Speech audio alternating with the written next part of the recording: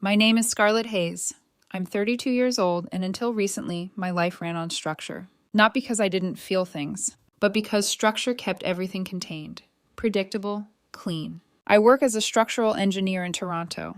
Most of my days are a mix of design reviews and site visits, walking through half-finished buildings and solving problems before they become expensive mistakes.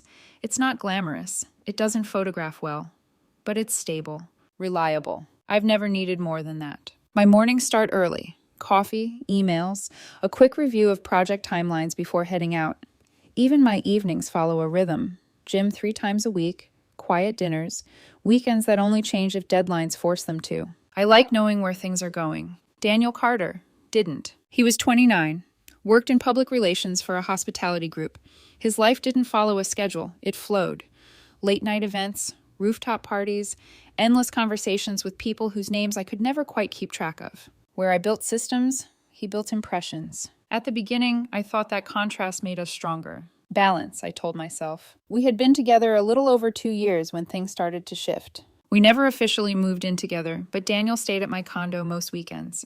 He had a drawer in my bedroom, a few shirts, some shoes by the door, small signs of something that felt permanent, even if we hadn't said it out loud. For a while it worked. We took a short trip to Montreal, spent Christmas with my family. There were moments, quiet ones, where everything felt aligned enough that I started thinking seriously about the future, about marriage. I'm not impulsive with decisions like that. I don't believe in jumping without understanding the ground beneath you, so when the thought came, I approached it the same way I approach everything else. Logically. Finances, timing, long-term compatibility. Near the end of our second year together, I started quietly looking at engagement rings. Nothing extreme, just something simple, solid, something that made sense. One night, after dinner, I mentioned it. Casually. We were sitting at a restaurant near King Street, waiting for 2 of his friends to arrive. The kind of place where the lighting is dim enough to make everything look intentional, and every table seems to be taking pictures of their drinks. I didn't make it a big moment. I've been looking at engagement rings, I said, stirring my glass absent-mindedly, just researching options, seeing what makes sense. Daniel didn't smile. He leaned back slightly, studying me like I had just said something mildly entertaining. What kind of ring? He asked. So I told him the truth. I've been looking in the 5,000 to 6,000 range, I said. Something classic, nothing excessive. For a second, I expected a normal conversation. Style, shape, preferences. Instead, he laughed. Not loudly, but just enough that the couple at the next table glanced over. It wasn't the volume that caught me off guard. It was the tone. There was something dismissive in it. I paused, watching him. Don't tell me you're serious, he said, still smiling, but not in a way that felt warm. I am, I replied slowly. Why? He shook his head like I had just misunderstood something obvious. Scarlett, if that's your plan, don't propose. I blinked. For a second, I thought I misheard him. What do you mean? He leaned forward slightly, lowering his voice, but not enough to hide the edge in it. My friends would absolutely destroy me if I showed up with a ring like that, he said. Do you have any idea what people spend? I felt something tighten in my chest.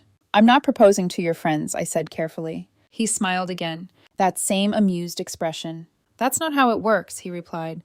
Everyone sees it, everyone judges it. He picked up his glass, taking a slow sip before adding, almost casually, honestly, it would be embarrassing.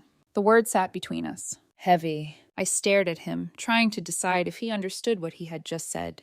So you're serious, I said quietly. He shrugged. I'm being honest. There was no hesitation, no attempt to soften it. If you're going to do it, he continued, do it properly.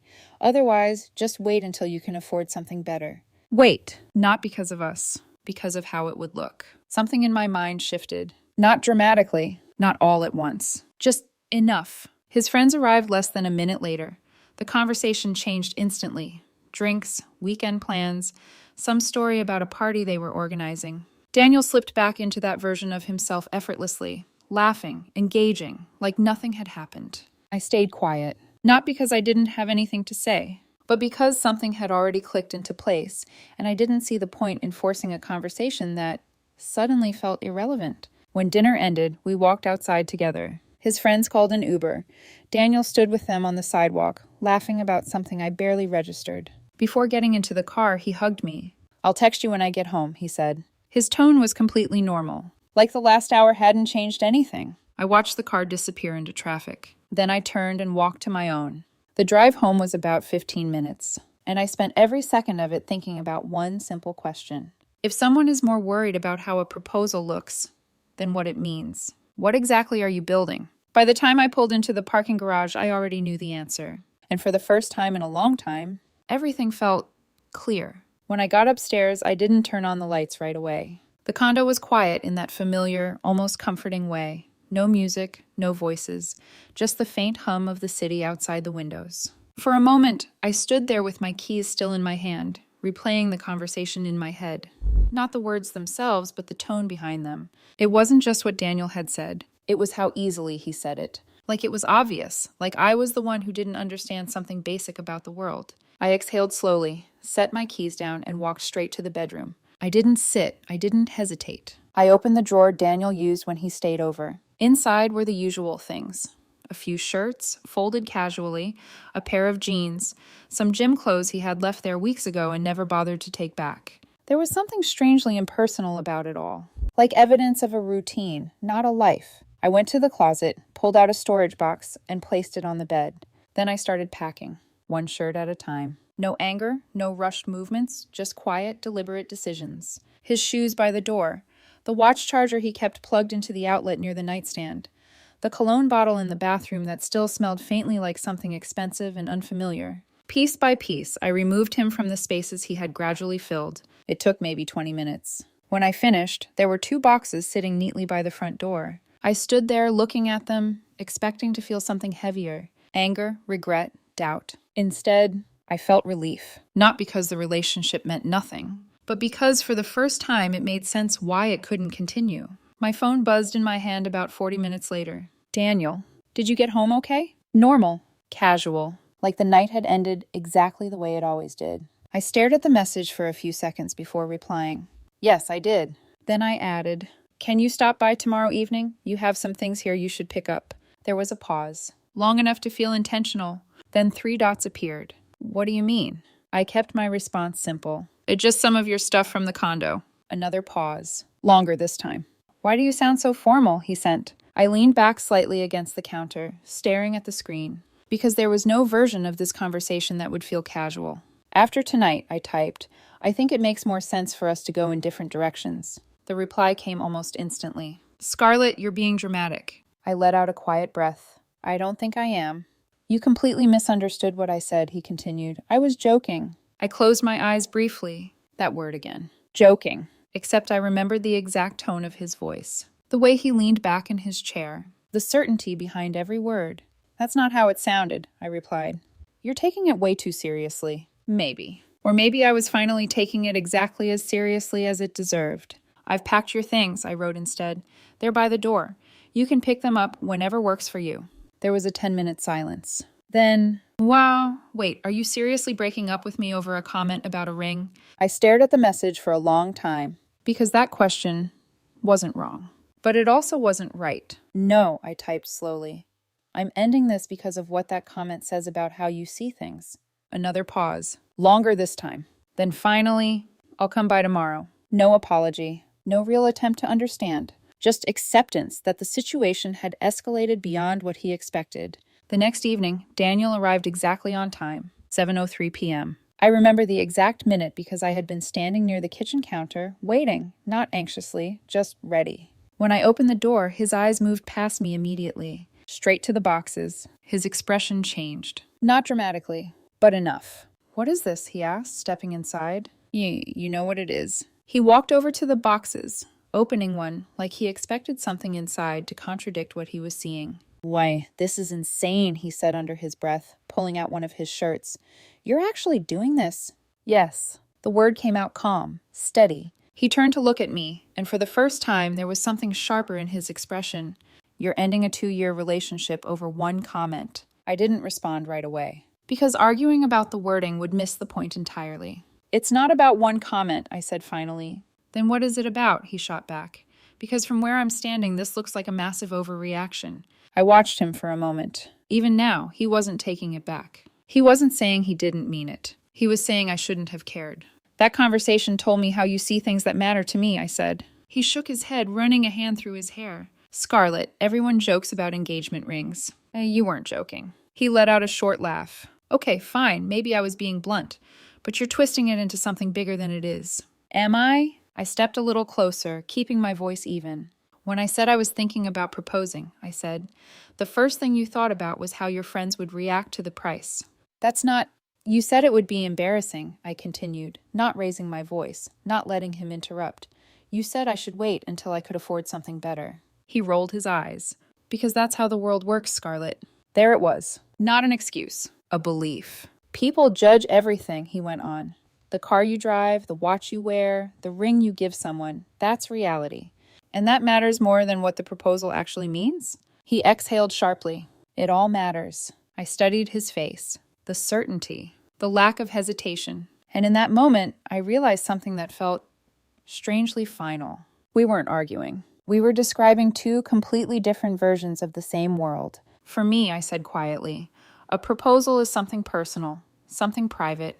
It's about the relationship. And for me, he replied, it's also about how it's seen. Also. But not second. Not smaller. Equal. Maybe even more. I nodded once. Then we're not building the same future. He let out a frustrated breath, turning back to the box and pushing items inside with more force than necessary. This is ridiculous, he muttered.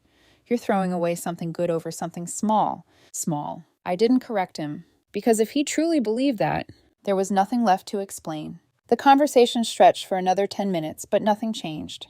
His tone shifted, irritation, disbelief, flashes of something closer to anger, but the core stayed the same. He never took it back. Not really. Eventually, he stopped arguing. Not because he agreed, but because he realized I wasn't going to. He packed the rest of his things into the boxes, carried them into the hallway, and pulled out his phone to call a ride. I stood by the door, watching quietly. When the elevator arrived, he turned back to me one last time. You're going to regret this, he said.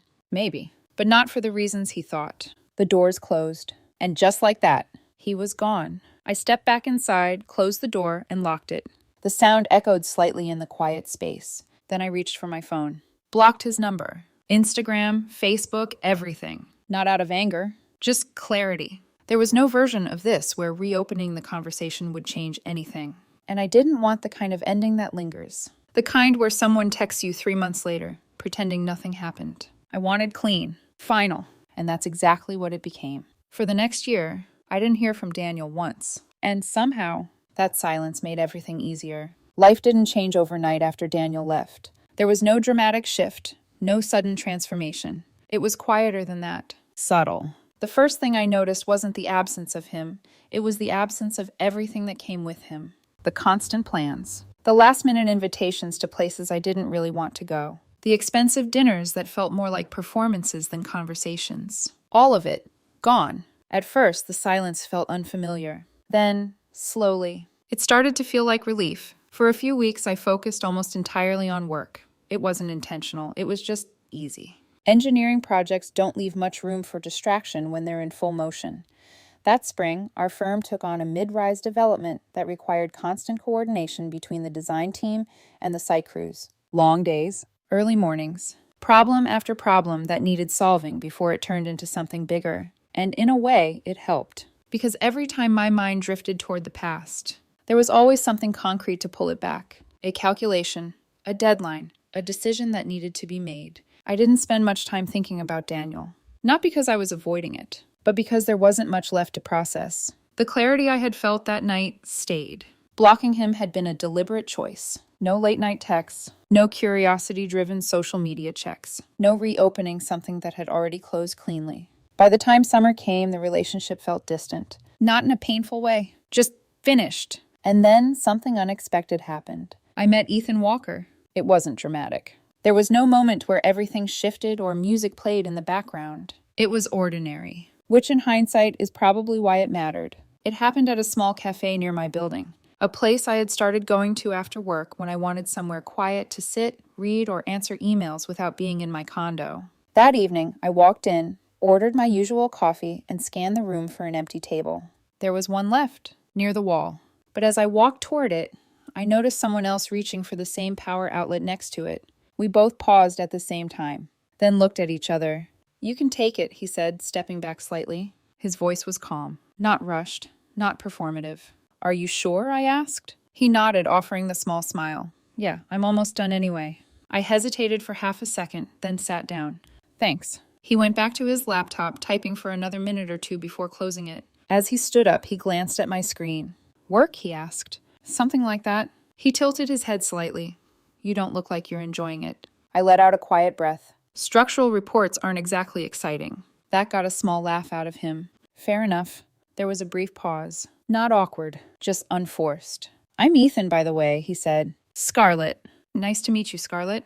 Nice to meet you, too. And that was it. Simple, no attempt to impress, no overextended conversation. He picked up his bag, gave a small nod, and started to leave. Then paused. Hey, he said, turning back slightly. I come here a lot after shifts. If you're usually here around this time, maybe I'll see you again. It wasn't a line. It didn't feel rehearsed. Just straightforward. I'm usually here, I replied. He smiled once. Good. Then he left. I didn't think much of it at the time. Not in a dismissive way. Just, it didn't feel like something that needed to be analyzed. But a few days later, he was there again. Same time. Different table. We exchanged a nod. The next time, a short conversation. Then another. Gradually, without either of us forcing it, we started talking. Ethan was 30, a pediatric nurse at a hospital a few subway stops away. His schedule was unpredictable. Long shifts, sometimes overnight, sometimes weekends. But when he talked about his work, there was something steady in the way he described it. Not dramatic. Not exaggerated. Just real. Our conversation stayed simple at first. Work, the city. Small observations about things most people wouldn't notice. And somehow, that simplicity made it easier to keep talking. We exchanged numbers a couple of weeks later. No big moment. Just a natural extension of something that already felt comfortable. After that, we started seeing each other more regularly. Dinner after his shifts. Walks along the waterfront when the weather was good. Coffee at the same cafe where we had met. There was no pressure to define anything immediately. No expectation to present anything to anyone else. It was just time. And the more time we spent together, the more I noticed the difference. Not in a dramatic, obvious way, but in small moments. The way conversations didn't feel like they needed to go anywhere. The way silence didn't feel like something that had to be filled. The way I didn't feel like I was being evaluated. 3 months in, we had our first real conversation about past relationships. It happened while we were walking along the waterfront one evening. The city lights reflecting off the water. The air just cool enough to make it comfortable. Why did your last relationship end? Ethan asked. Not invasive. Just curious. I thought about giving a short answer. Something simple. But for some reason, I didn't. She cared a lot about appearances, I said instead. More than I realized at first. Ethan nodded slightly, letting me continue. There was a conversation about engagement rings, I added, and it made it clear we didn't value the same things. He was quiet for a moment. Then he let out a soft, almost amused breath. If someone proposes to you, he said, and your first thought is the price of the ring, he shook his head lightly. You're probably missing the point. That was it. No long explanation. No judgment. Just a simple observation. And something about the way he said it stayed with me. Moments like that kept happening. Small, almost insignificant on the surface, but each one reinforcing the same feeling. This was different. Not louder. Not more exciting. Just clearer. Over the next several months, that clarity grew. Our schedules weren't perfect. Some weeks we barely saw each other because of his shifts. Other weeks we had long stretches of time together. But it worked. Not because we forced it to, but because neither of us expected it to be something it wasn't. By the time we had been together 8 months, I realized something I hadn't expected. The idea of proposing again didn't feel complicated anymore. It didn't feel like a calculation or a risk that needed to be managed. It felt obvious. So I started looking at rings again, quietly. The difference this time wasn't just the person. It was everything around it. Over the past year, I had received a promotion, finished paying off my car loan. My finances were stronger than they had been before. After a few weeks of searching, I found a ring I liked. Simple, elegant, just under $12,000. But the number didn't matter. Not the way it had before. Because this time, it wasn't about proving anything. It was about who I was giving it to. I made a reservation for the following Friday. A restaurant downtown. It wasn't intentional at first. Just a place that had an opening that fit Ethan's schedule after a long shift. But when I confirmed the booking, I realized something. It was the same restaurant, the one near King Street. The same place where, a year earlier, everything had shifted. I stared at the confirmation email for a moment longer than necessary, then closed it, because this time, it meant something different. Friday night came quietly. No build-up, no sense of occasion that felt forced. Ethan had just finished a long shift that afternoon, and when I picked him up outside his building, he looked tired, but in that calm, grounded way I had come to recognize. "You sure you're up for dinner?" I asked as he got into the car. He smiled, leaning his head back slightly. "Yeah, just somewhere quiet." "Quiet I can do." The drive downtown was easy. Traffic was lighter than usual, and the city carried that soft, end-of-week energy. People moving slower, conversations spilling out onto sidewalks, everything just a little less rushed. When we walked into the restaurant, something inside me paused. Not visibly, not enough for Ethan to notice, but I felt it. The lighting, the layout, the familiar hum of conversation. It hadn't changed. Not really. To Ethan, it was just another place. To me, it was a memory I had already closed. We were seated near the middle of the room. Same general area as before. Close enough that I could almost picture where I had been sitting a year ago, across from someone who saw the world very differently. Ethan picked up the menu, glancing over it casually.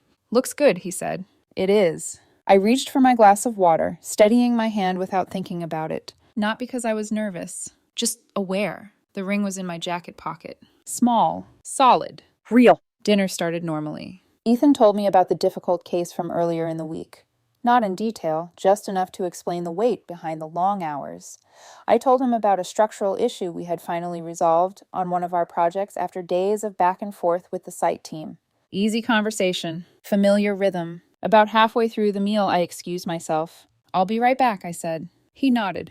"Take your time." I walked toward the restroom, but once inside, I didn't go straight to the sink. I paused, looked at myself in the mirror. There was no dramatic emotion staring back at me, no doubt, just focus. I reached into my jacket, pulling out the small box just enough to feel it in my hand. Still there, still real. I let out a slow breath, then slipped it back into place and walked out.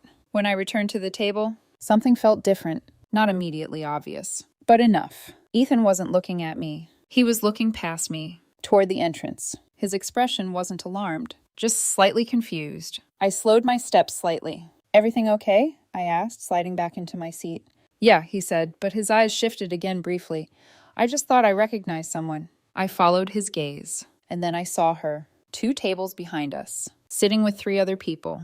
Daniel. For a second, my brain didn't process it correctly, because it didn't make sense. Not here, not now. But then, recognition settled in. He was wearing the same kind of tailored jacket he always preferred, sitting slightly angled toward the table, mid-conversation, until he wasn't, because his eyes had already found me. It took less than 2 seconds. Then his gaze shifted, from me to Ethan, and finally, to my hand, to the small movement as I adjusted my jacket, to the shape of something hidden just beneath the fabric. And in that moment, he knew. The timing was almost unreal, like something carefully arranged. But it wasn't. Just coincidence. Uncomfortable. Perfect. For a few seconds, everything felt still, not silent. The restaurant continued around us. Conversations, glasses clinking, servers moving between tables. But between us, still. Ethan leaned forward slightly.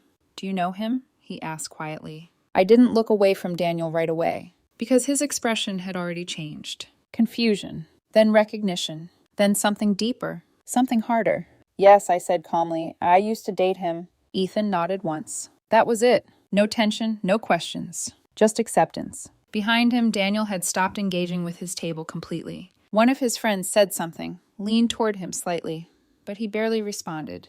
His attention stayed locked on us, and suddenly, I understood something with complete clarity. A year ago, in this exact place, he had told me not to propose, because the ring I could afford would embarrass him. Now, he was sitting there, watching me do exactly that, with someone else. And the ring in my pocket? Worth more than anything he had dismissed back then. But the price didn't matter. Not anymore. I turned back to Ethan. He was watching me now, waiting, not impatiently, not uncertain, just present. "Scarlett," he asked softly. I smiled slightly. "Yeah, I'm okay." And I was. Completely. I reached into my jacket, pulled out the box, opened it. The diamond caught the overhead light immediately. Not in a flashy way. Just enough. Ethan blinked once, clearly not expecting it in that exact moment. I stood up beside the table. Around us, a few conversations quieted. Not completely. Just enough for the shift to be noticed. "Ethan," I said. My voice was steady. Clear. "This past year has been the calmest, most honest part of my life. He was staring at me now, something soft and surprised forming in his expression.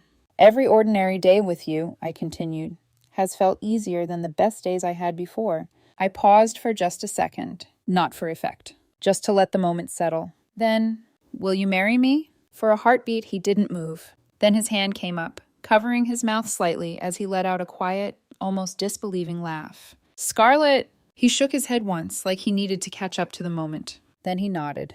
"Yes." The word came out simple, immediate, real. Yes, of course. A few nearby tables started clapping softly. Not loud, just warm. I slid the ring onto his finger. It fit perfectly. He stood up, pulling me into a hug that felt grounding in a way I hadn't expected. And for a moment, everything else disappeared. But when we sat back down, I glanced over. Just once. Daniel was still there, still watching. But nothing about his expression resembled the confidence he had carried a year ago. There was no amusement, no dismissal, just realization. His eyes dropped briefly to Ethan's hand, to the ring. And I could see it. The recognition, not just of what it cost, but of what it meant. One of his friends leaned toward him again, asking something. This time he didn't answer at all. He just sat there, quiet. 10 minutes later, their table asked for the bill. Daniel didn't look in our direction again as they stood up. Didn't pause. Didn't speak. He walked out with the rest of them, disappearing the same way he had a year ago. Except this time, there was nothing left unfinished. Ethan looked down at the ring again, shaking his head slightly with a soft laugh. "I can't believe you just did that," he said. I smiled. "I can." He reached across the table, taking my hand, and for the first time in a long time, everything felt exactly the way it was supposed to. A year ago, someone told me not to propose because the ring I could afford would embarrass him. Turns out, that was the most useful thing he could have said, because it made it very easy to recognize when I had finally found the right person to give one to.